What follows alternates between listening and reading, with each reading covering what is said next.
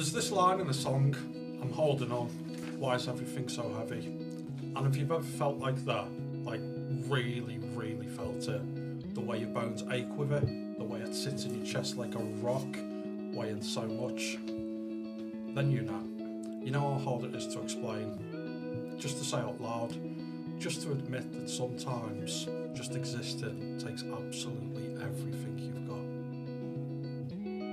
So that's why we're here.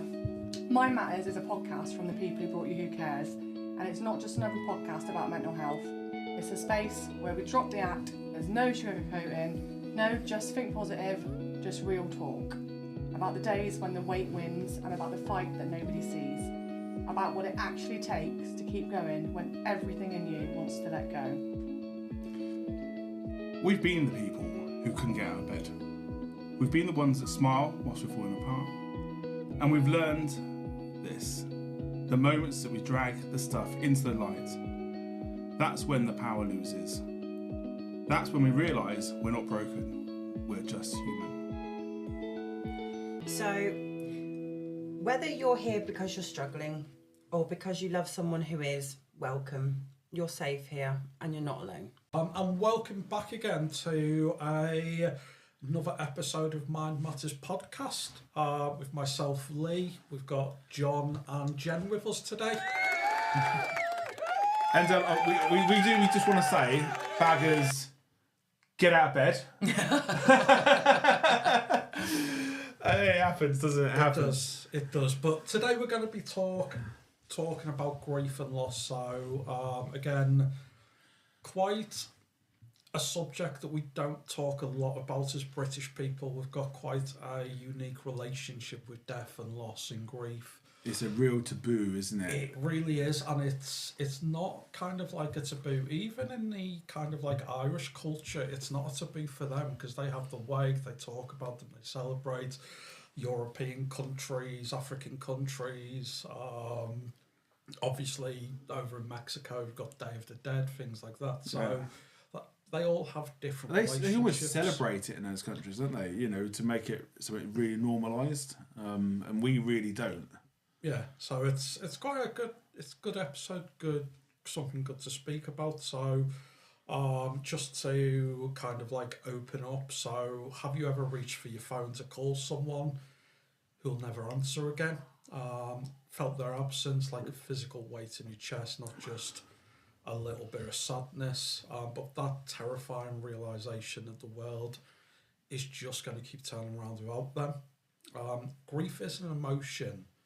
It's more like an entire landscape that you have to like navigate.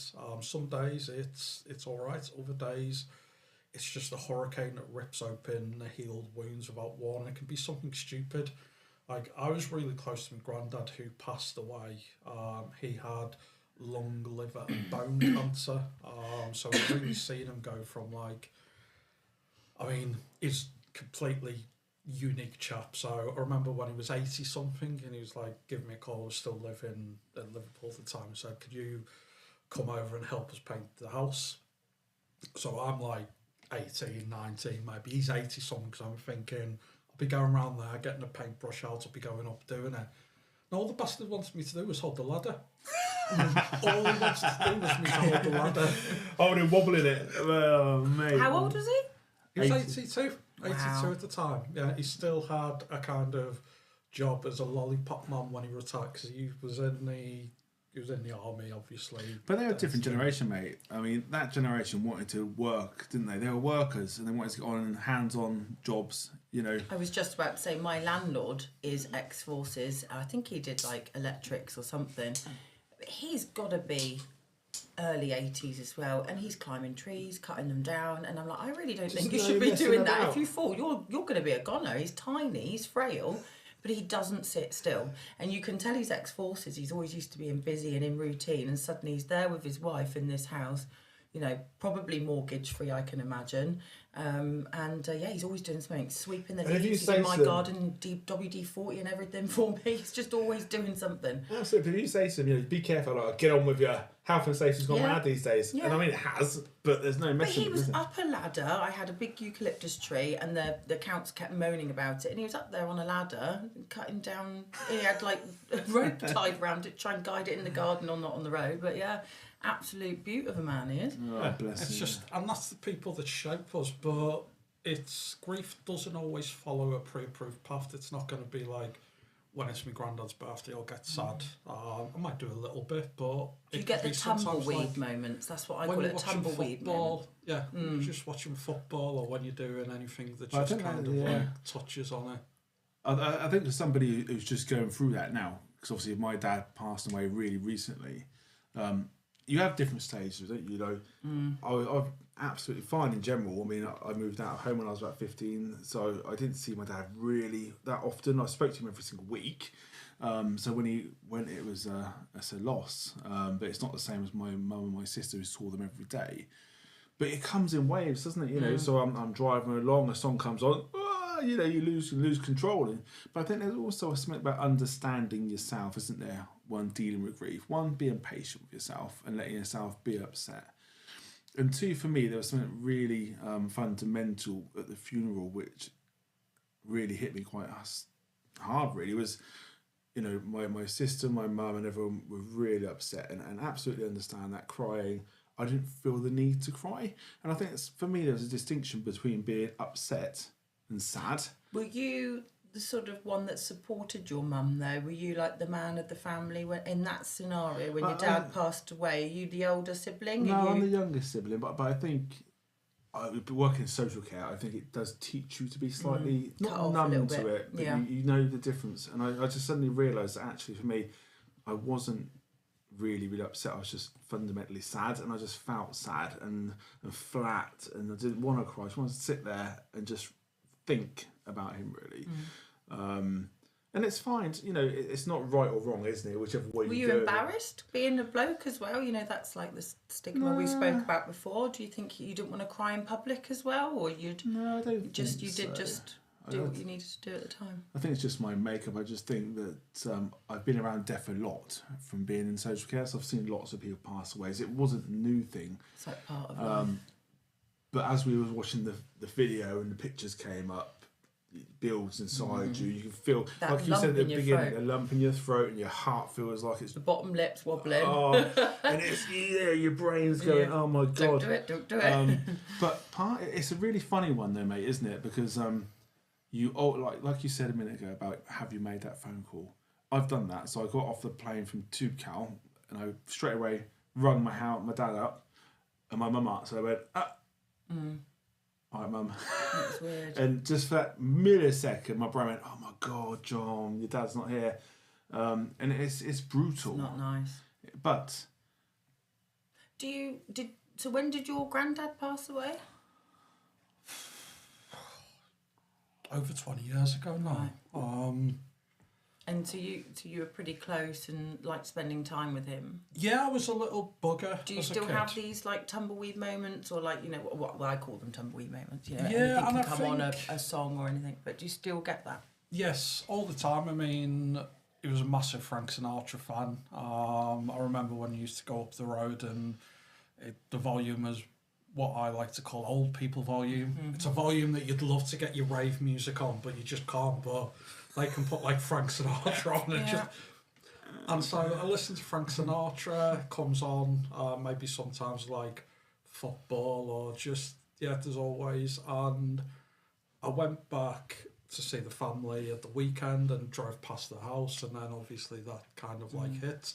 And I think something that you said, I disagree with her a little bit. You said it's like, can't remember, you said it was I love mum it and when your Lee does sister. this. Oh, I yeah. disagree with you. I love this. That's the I'm point. waiting. Your mum and your sister who were kind of more present in your dad's lives than you were kind of on the day to day. yeah. It's more difficult for them. Now, when my granddad died, I was living down south in Portsmouth. So obviously my mum, my nan, my uncle and my two brothers were there every day. So they got kind of used to that grief, but because I went back from Liverpool back to Portsmouth and carried on my day-to-day life, I then go back to Liverpool every, say, 2 months, and then it would just hit me like a wave, because I haven't got that day-to-day. And again, I think that does happen. I think that's a really good spin on what I said, actually, because I went back to my mum's house the other week. We went cycling up there, and it is... The trouble is, when you go in these people's houses, their front room is like a shrine, isn't it, to them? So I go in my mum and dad's house, and everywhere I look is my dad staring at me. And I think you may be right on that part of it. It almost overwhelms you for a second. So you're probably still having that emotion when you walk in, but now they don't. It's just a day-to-day, that's their home, but you have that little bit, oh, there he is. So maybe there's two factors, isn't there? Maybe initially it's harder, because I'm quite removed, so I was like, well, I can cope with it because I'm away, but when I go back, I then get stung the other way. Well, I agree with you. So I lost my dad in 2021 to pancreatic cancer. He had just turned 60 and died, a few weeks later, and he was in Gibraltar. So every time you fly into Gibraltar, I don't know if you know, but it's a huge, it looks like a great big rock cliff. And it's basically at the end of Spain, you cross a border and it's English territory. Dad lived there for 20 years. So, of course, every time we fly in, little man says, we're at Grandad's house. He thinks Grandad's house is Gibraltar. And I just didn't go back. And I had to do it last November. I had to do something over there really important, and I had to go and see my stepmum and stuff. And yeah, that feeling of going back to, I think it was 3 years, and I hadn't gone back. But I only ever knew about Gibraltar because of my dad. I'd only ever been there because of him. It's a second home to me. I've got family, I've got friends. He had a home there that I had a bedroom in. Do you know what I mean? It's been my home for 20 years, and now I don't want to bloody go back, and I love it. I mean, my idea was to live there one day. And I think it's so familiar to you, but it's now so different, isn't it? But it's such a thing, though. I mean, when you're with somebody and they die, it's the most surreal moment, isn't it? Especially when you really love them and you care about them.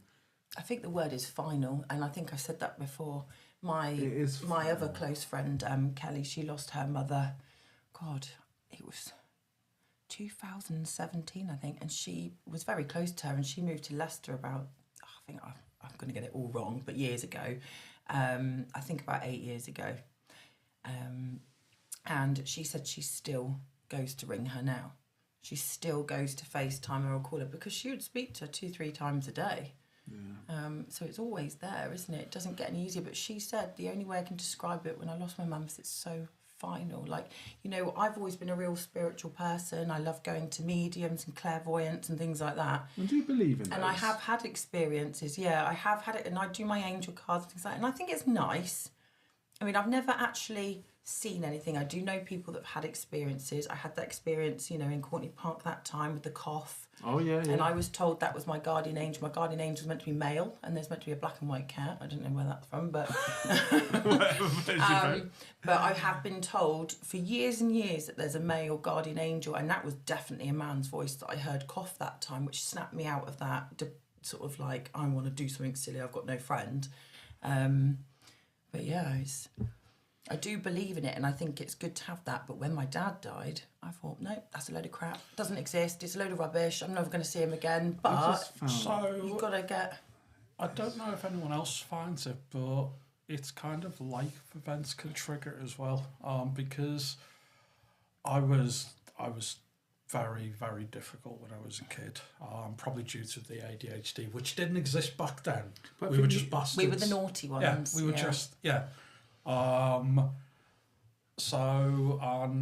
Dad was in and out of my life. So Grandad was the person who taught me how to shave, taught me how to taught me boxing. Oh, that's good. So he was like a father figure too, as well, really. Grandfather. And it's like life events. When I got my promotion, a care planner from BDM to sales manager to sales director, as like, it's just that kind of triggers I don't know if you're there somewhere. I'm a little bit kind of like out there with spiritual stuff, and I don't know really what I believe in. People are you into it as well? But, I don't know. I am, but I think it's nice to have some sort of hope, isn't it? And even if it's a positive thing, even if it's not real, and you've got people go, it doesn't exist, what a load of rubbish, you're stupid and you're gullible. isn't it really nice just to have, even if it is a load of tosh, and there is a few people out there that probably do fake it for the money and for the fame, whatever. But even if, you just lost Grandad and someone says to me, I've got this old gentleman with me and he's putting it, and that's like really comforting to some people to make them feel like they are still there. Religion's the same. I mean, I'm not a great person that believes in religion, but what I do take on board of it is it gives hope. It does. It causes a lot more arguments than it does good, though, I think. But, people should be able to believe in whatever they believe in, whether it's religion or spirits, whatever, the afterlife or not. But I still found let myself, people have their opinion on it. I still found myself talking to my dad at the top of the mountain in Morocco going, did it, Dad? Even though I don't know if he's there or not there, I wouldn't like to see either way. But they say with our soul and everything's connected, don't they? And I just think if we can try and believe and have some sort of hope that they are watching and they are listening, and it's nice and comforting, isn't it? And, people don't want to believe that, that's fine as well. As long as they're not watching all the time, I'm going to have lots of trouble. Oh, God, yeah, don't. What would everyone say their kind of like weirdest ordinary moment that's almost caused a wave of grief to come and hit them? I think sometimes for me though, it's not always about me. Sometimes you can really be tuned into other people, can't you? So if you're with somebody who's going through something really traumatic, it's almost overwhelming. It's like a trigger for you as well, because you're almost feeling that grief for them. Do you know what I mean? Yeah. And I've found myself happen loads of times where somebody's really going through something hard, and you're like, oh my God, I actually feel so bad for you. Almost like grieving for you. Because how that hurt feels in your chest, that feeling. So that's what I find really weird, because it's not really anything about me. It's my son mainly, I think, when he says, why did Grandad die? Boom. Can we get an aeroplane to the stars to see Grandad? And I'm like, oh my God. And that's what gets me the most. I can hear music. I did have those moments where you'd have a few tears, you'd get upset in the tumbleweed moments and things on TV. And one of his favourite songs is a song that I used to listen to in nightclubs, Bullet in the Gun. This got me upset the other day. My daughter came up to me and went, Daddy, I've made this for you because your daddy's dead. Right. Thanks for being so blood tidy. Kids have they? No filter. Daddy's dead. I wonder where she gets that from. But let's move on, mate. I've got a filter. But yeah, trying to explain to a 6-year-old that Grandad's on the stars. I try and make it as I don't want him to know fully yet what death is and all that sort of stuff. And I try and make it as cute as possible. And he thinks we're going to get on a plane and go and see him now. So that's not good. Yeah, but that's something you've got to deal with in a few years' time. That's fine. What about you? What do you think? So I think grief is like the best way to think about it. Grief's like this massive box that we're in. Right, we're in this you're stuck in this massive box, and there's a little switch on the wall that says pain. So when someone first passes away, that ball is massive. It fills up most of the box you're in. And it's almost every day that button where it's got pain, it's like smash, smash, smash, smash. And over time, the ball gets smaller. So it hits that pain button a lot less. But it's still a ball that's bouncing around this box. And every now and again, it will ping against that pain button. And you'll just get like a wave of pain. I don't think grief ever disappears. No, and I understand the phrase now that it does get easier. You never get over it. I think about my dad still every single day, but it doesn't draw me to tears every day. It does get easier. You learn to live with it, don't you? Yeah. Have you heard of Kubler-Ross 5 stages of grief? Have you heard of that? Is that anger? I've not heard of who that denial. is. Yeah. Can't remember them off the top of my head. I've just quickly brought them up because it's something that obviously I've learned in the past. But you have denial, anger, bargaining, depression, and acceptance. And I think the main thing about that is to understand that all of those can come at any time. They're not in any particular order. You for some reason it might be like you're saying. It might be so many years down the road, and something might happen. You might just for a second, I'm quite fucking angry about that. And it doesn't matter, come at any time. But I think the interesting one is the bargaining. And one thing that really hit home about my dad was there was moments where he was trying to bargain about anything he could. One, because I think he felt a little bit out of control. And secondly, I think, the why me and why is this happening? There must be a way I can deal with it. And then from our point of view, we do the same. We're trying to bargain our way out of what's happening. It's a funny one, isn't it? Bargaining. But then we talk about grief and loss, and we've only really touched on death, which is obviously a huge part of grief and loss, but there's also kind of like end of things. So there's an end of a career, there's separations, end of a love. There's other things that are going to cause you grief and loss as well. It's not. Sometimes it's coming to the end of your favourite Netflix series. Yeah, that's dramatic. I've got to wait 2 years for the next House of Dragon. It's brutal, mate. I remember. You're then at a complete loss for months and months. So you search in the internet trying to find more stuff. But that's an ADHD thing with me. I struggle to get into something. When I get into it, I love it, and I can't wait to see it. And when it ends, I can't. Everyone's like, "Oh, try this." I can't then because I'm then comparing. You know, like when Breaking Bad was, I think I watched that 5 times, which is not like me. Didn't like Breaking Bad. Really? I've seen it through all the way through because I wanted to catch it, and I enjoyed it, but it was just too slow. See, I can't even watch films more than once, but that I really enjoyed. And then I struggled for a long time. Then Peaky Blinders, loved it. Love Peaky. Took ages again, at least 6 months before I could find anything else. And then, Gangs of London, that's all my sort of stuff. I liked the first season of that. I got stuck halfway through the second, but I've seen there's a third season, so I might finish the second. And The Gentleman's quite good as well. Gentleman's brilliant. That's my sort of genre, like the gangstery, naughty boys. I struggle though with some of these series. If I don't get captured in the first few minutes, that's the same as me. And I might watch the same episode 10 times, and suddenly I go, "Oh, got it." Yeah, but my first rule is you've got to give it 3 episodes, even with like Breaking Bad, everything. It wasn't till like the third one. Is it 3rd episode or season? I can't remember with Breaking Bad. There was so many. But yeah, I know what you mean. You do grieve, don't you? For even that. Even the loss. I'm really enjoying that. Anyone just tuning in halfway through, this is Mind Matters podcast, a podcast about mental health, not about TV shows, but we do bring it in. Netflix, we should get Netflix to sponsor us here, look. Netflix, give us a call. Yeah, call us. What I just want to touch on about that though, what you just said, and it is interesting. It piques my thought really. Sometimes with you've got death. Yeah, death's very final, and it's never going to go away.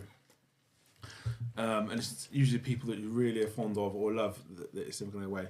But on separations and things like that, and careers, whatever, that can be quite dramatic, can't it? But especially with separations, because you're dealing with so much really intense stuff. You live with that person.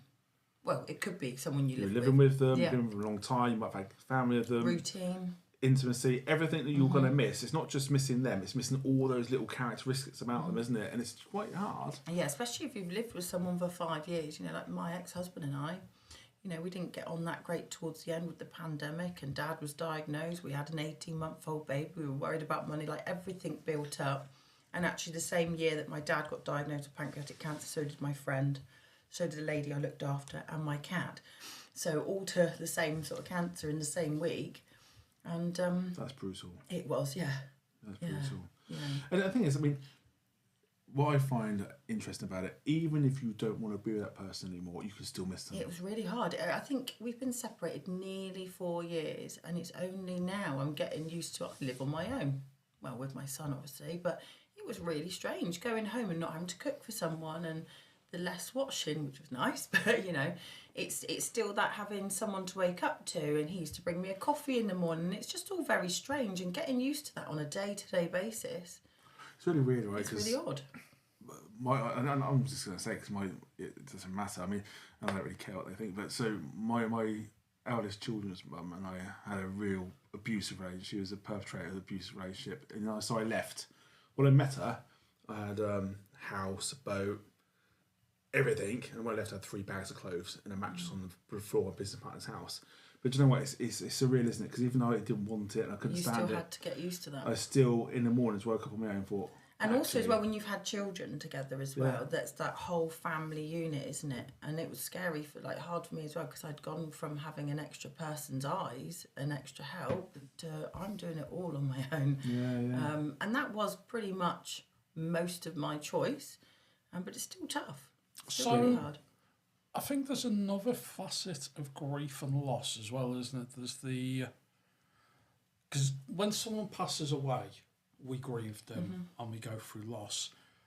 If someone develops Alzheimer's or dementia, I think you start the grieving process earlier. It's like a double loss, isn't it? It is, because you lose them gradually and then you finally lose them. And my ex was a special education needs coordinator, so she did a lot with kids that were on the spectrum, autistic kids, neurodiverse kids, learning difficulties, stuff like that. And she said the parents quite often grieve the loss of their future, because when you're having a baby, you're full of these hopes, aren't you? Is it going to be like, I want him to be an astronaut, I want him to be captain of Liverpool, I want him to be this famous actor. And when the child arrives from no fault of their own, and maybe on the spectrum, or maybe they've got severe learning difficulties where they might never have the chance to go to university, or I've got somebody in my life that had someone with Down syndrome, a little girl with Down syndrome, and she knows that she's going to be her mother for ages, for a very long, forever. She's still living with her now. She's a couple of years older than me, this girl with Down syndrome, and she's going to be a permanent mum. She's never going to watch her get married or have children. So it was really tough having a baby and then thinking, I think even some people say, well, do I want it? Do I not? Like, they just don't know. It must be really tough. Yeah. Because that is hell of more of a commitment, isn't it? That child is not going to move out 16, 18 or go to uni, get married, have a child. And that I must think be really for lots hard. of people, though, including probably in this room, if that happened to us, it'd be a no-brainer, wouldn't it? You'd just be like, we're making the most but of you it. still you would. do, but if you it was a still shock, grieve. if it was a shock to the system, I mean, most of the time nowadays we can test for that sort of thing, can't we? Or other health issues. But have this, you think you're going to get this perfect. Well, they are, but it's a shock to a mother. And I know 2 women actually that really struggled with it at first, the whole bonding process, because they were just like, didn't know what to do with that info. No, it's a really interesting point, though, isn't it? What you just made there. That's what I do.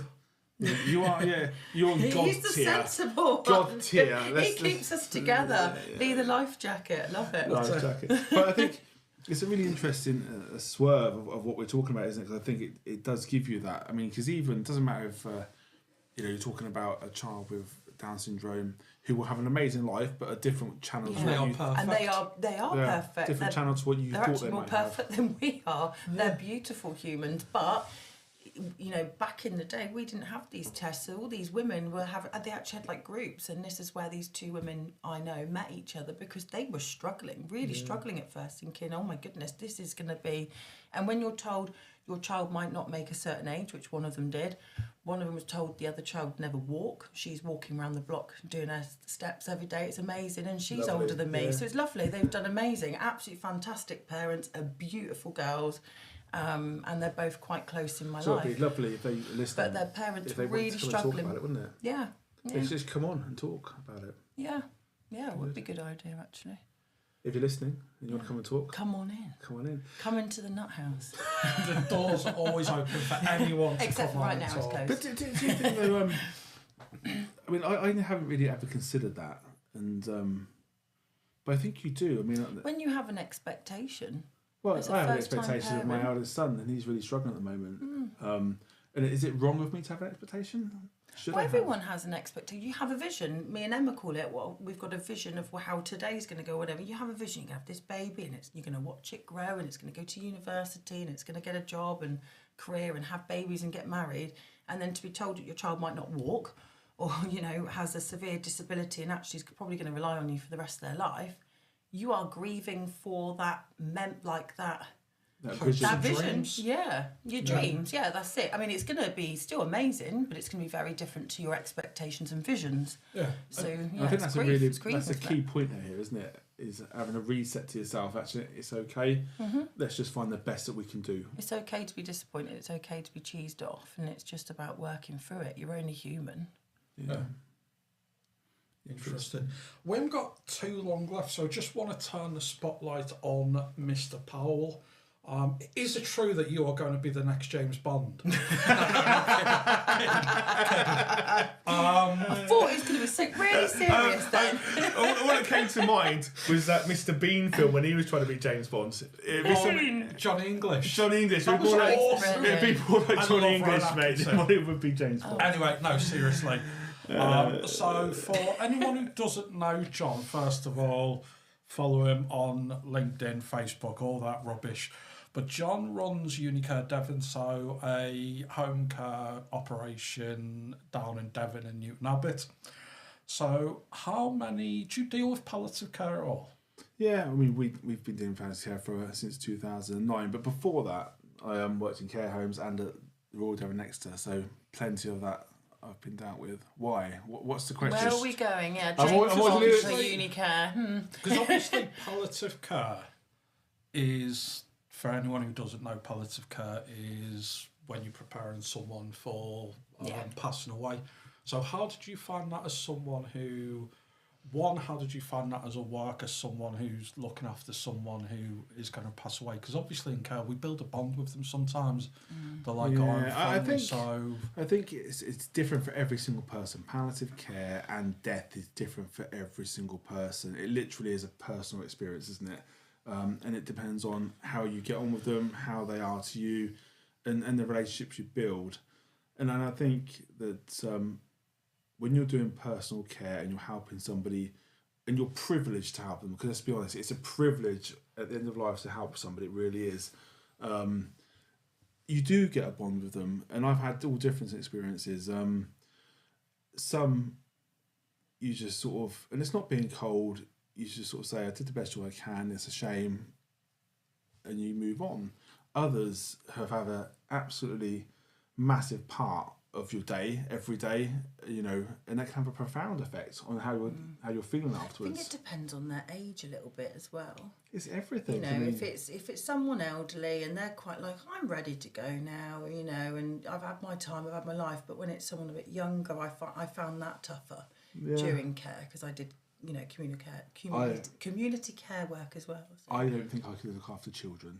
Oh God, no. I don't think I've got it in And me. my hats go off to nurses. I mean, we get told all the time as a carer, you're a really special person, but there is nothing compared to nurses and doctors that look after children. I can't even watch the adverts on telly where they Oh, look at the don't. CV. I'm going to cry just thinking about it. I watch a lot of true crime, and every time it's true crime to deal with a child, I just get the episode. That's what I'm like, Next. no. I don't mind someone That's getting... when I pick up the phone and start scrolling for a minute. I don't mind watching about an adult getting bludgeoned to death by a hammer, but I don't... But going back to it, so- I think but what we do with carers, though, we always will say, if someone's passed away and you find them and you've been looking after them for a while, Bridget or myself will go and alleviate that person and let them go. Because one of the things that the world we live in loves to do, if you find someone that's passed away, they want you to stay there until the GP comes or somebody's come to verify Regardless death. of what that person is to you, even if it's your job, it's still horrible. I think it's you're horrible. watching that life end, and it's lovely that you're part of it and they want you and choose you to be, but no matter who that person is, that person still needs time to process it, isn't it? It's processing time. But it's really hard. One of the hardest things that I found was, I mean, I had a guy I looked after called Barry. It was when we first started, and we got a phone call, got a person, he's going to pass away probably by Monday. The old sod, as you know I'd call him, was still here like 18 months later, and he was a larger-than-life gentleman. It's nothing he didn't have wrong with him, but he was larger-than-life. So we went, I was really sad. But what I found the hardest was that moment between finding him and waiting for the GP, because you're sat on your own in a quiet house with the person who you know there, but it's like someone switched off the computer. Yeah, it's weird. And you're just waiting for them to wake up. You're waiting them to go, had ya. But it doesn't come. So that's why we always try and sort of alleviate the person. It's a very cold feeling, isn't it? It's, you know, like an empty, cold feeling. It's being in a room with It's bizarre. So I think it's always about, because for me, if I get a phone call saying, John, it's really sad that such and such has passed away, I don't have that connection. Have you ever had extra support with doing palliative care or anything? No, I haven't. I've given my staff support, but Is there extra support out there available for people that want it? I think there Like is. I mean, carers and nurses. there's and loads doctors? of things, and one of the things about palliative care, which is really interesting, lots of people miss it, is you don't have to. Palliative care is massive, and people always look at palliative care as in it's all about the care, turning them in the bed, making sure they have no bed sores and all that. But actually, what about prepping people, prepping families, understanding the cost of care? And if they want to go in their own home and things like that, There's lots of it that you can do right before it, which makes it a lot easier. And I think if you can pre-prepare for that, it it's helps. Everything, pain relief and everything, isn't it? Pain relief and anxiety relief. You know, if you're passing away and it's really painful, last thing you want to do is be panicking. You want to feel calm. You want it to be the best it can be, don't we? I mean, but I'm one after my dad who really thinks they need to bring in this bill to be able to end your own life if you're in that situation. I think you should. I think it's wrong that we have the right to choose that our animals, our pets, whatever, you know, they're really poorly, they're never going to get better. Let's put them out of the misery. Why can we not? If you're in sound mind, I think we should be able to choose, but maybe that's another subject. That's a whole other episode. We're opening another can of worms, aren't we, John? Before we go on, and I've got some really great resources to give everyone. Where were you going with that then? Because I've waddled on. Yeah, we've I was both just talking waffled about on. palliative care, just how, because I haven't done palliative. Oh, okay. So I just wondered how it kind of like what support you give to your staff members, because care quite often gets a bad name for. Right, someone's died, you're on to the next call. And there are a few of them out there. I mean, so you know, I think we the rationale is, you know, it's around the situation in that moment, who it is it, and how is that person. And if it was me, Bridget, my business partner, would know John will be fine. I will debrief him later. But it may well be that you might have done it, and we might go, you know, we'll move your next call, come in, have a coffee, sit down. And I think there's always that option, isn't it, where we would do that. So yeah. So just before we wrap up, just one question. So, is there anything that someone has stopped doing because of grief? So, for me, I didn't stop doing it, but I know that New Year's Eve stopped being as fucking awesome. So we used to go round. So from Liverpool, working class as it comes, council estate, all that stuff. New Year's Eve was always round my nan's house, so we used to go round there. And obviously we'd be going around there since we were babies, and then when you got to about 13, 14, you used to be able to be the barman for everyone. So Grandad had this big, massive drinks trolley. I used to pour the drinks out, and then over time, you get past 18 and you start drinking with them, and Nan would always make this massive tray full. Cocktail sausages, cheese and pineapple, you know, all that stuff. Yeah. And it was just this really nice family. Isn't it Grandad weird? would put We don't music have those on. experiences anymore. We're an old Liverpool family, so a lot of our relatives were very musical, so they'd sing, or someone would play the piano or play the guitar, and it's like royal family where you get to sing. Sounds like something out of a movie. I love it. And New Year's Eve for me has always been shit. After that, Since just always been. It's nothing not, compares. Yeah, and I've tried to do stuff with family and stuff like that, but it's just, for me, it was always that day. So I've tried to avoid New Year's Eve. It's funny. I think you associate really amazing things with people. That's the thing, isn't it? So, like you're saying, for you, it was about New Year's Eve. That association with that person. And that was obviously a major thing. And now that person up there, it's never going to be the same again. So it's I the think same to me with Gibraltar. I've always loved going on holiday there in Spain. But even going into Spain, it hits because my dad, I was very, very lucky. My dad would take me abroad at least once a year, usually to Canary Islands, and then he moved to Spain. So Spain and Spanish, anything like that, tapas even, can remind me of Dad. So going back there, I don't think I'll enjoy it. Don't talk about food now. What's your go-to tapas? Top three. Right, before we wrap up. It's always fish, seafood, shellfish. It's got to be patatas bravas, you've got to have that. That's like... Yeah, but that's to soak up the beer, isn't it? That I don't have and then anymore. You've got to have some sort of calamari. Yes, calamari, prawns. Squid, prawns. Squid, yeah. And you snails need to have is some... nice. I tried snails, sea snails. No, you lost me. Yeah, we've gone. And I love a good oyster. I'm not a big fan of oysters, Oh, I love but it. patatas bravas, Lobster. squid, and lot. some sort of pork belly. Oh, Pork belly yeah. bites, something like that. So We got to get away Right, from anyway, the I'm food. getting hungry now, I'm going. Listen, we got to get back to it because one of the things that we've had fed back to us about the last episode, I was talking to Emma yesterday or the day before, and she was saying she had a bit of feedback that the last episode we did was brilliant, but we missed out how we coping mechanisms. Mm-hmm. So should we round up on coping mechanisms and how we cope with certain situations? yeah, do you want to start? I'm throwing you talking? first, mate. Go for it. What top 3 coping mechanisms or things can you consider? Coping mechanisms for grief is quite tough, isn't it? It's brutal, yeah. Depends I what think- type of grief, I guess. I think if we're talking about the death of someone, the loss of someone, which we have done for most of the episode, is because in the early days there's no coping mechanisms, isn't there? It's just Be patient and kind it's to just yourself. patient, kind, just you kind of. But then as the time goes on, it's about remembering their legacy and because Grandad isn't really died, he kind of passed away, but everything he kind of like raised me to be. So when I see myself having like this massive work ethic, that's his legacy continued. So I think with loss, it's more about just celebrating the good times. It's too easy to get bogged down in the negatives. They're not here anymore, but they fucking weren't. It was amazing. I think it depends on also who you are and what sort of person, Yeah. doesn't it? Because if you're a person who's uptight, you may be dealing with the anger around it. So there's things around coping around your anger, isn't it? And what could you do for your own well-being to mitigate that anger? Because it's okay to be angry. You're missing them, and it's a big part of your life gone. So I mean, it may well be, for me, I love my walking, I love my hiking, and that it mitigates lots of crap for me every single day of the week.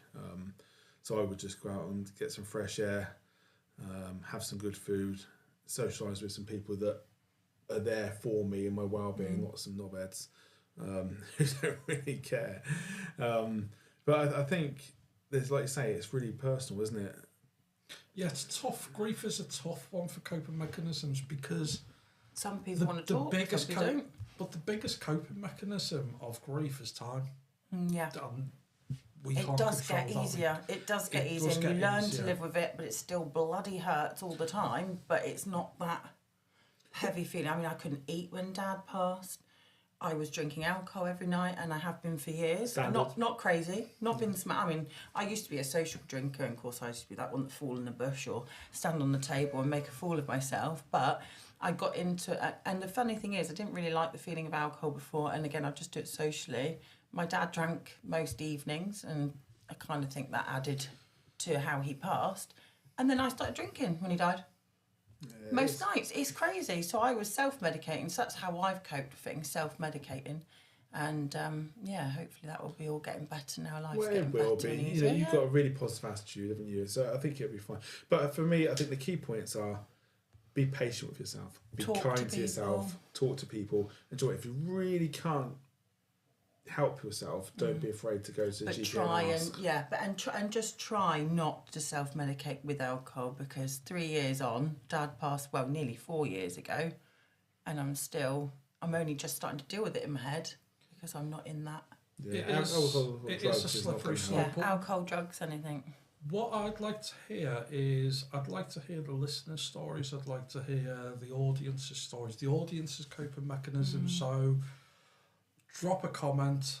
Don't forget to like and subscribe, of course. I should have done that ages ago. I pretended to did that at the beginning as well. But drop a comment with your stories about grief, your coping I mechanisms. would 'cause they love watch to this see stuff. a little video clip of somebody on the phone saying, "This is my story." Yeah. That'd be amazing. Do that, listeners. Yeah, do that. because there's only 3 of us here today, and there's probably a hell of a lot we've missed. I've said that some people, and I have, self-medicated, and you've done this and you've done that. But, definitely. we all have different mechanisms, and actually it'd be quite nice to see if there is any more. Yeah, we want to. Because it's not going to be our first bit of grief, guys, is it? We want to make this podcast as interactive as possible. So again, leave comments. Just let us know what we're doing right, and we'll do that again. Let us know what you don't like. If it's the fact you don't like us talking about Breaking Bad for half an hour, then we can And do tapas. that. We've made everyone hungry, You fall do off know, their mate, diet you do know, today. it's just going to be a whole load of comments going, don't like John, don't like you. Don't Sorry, like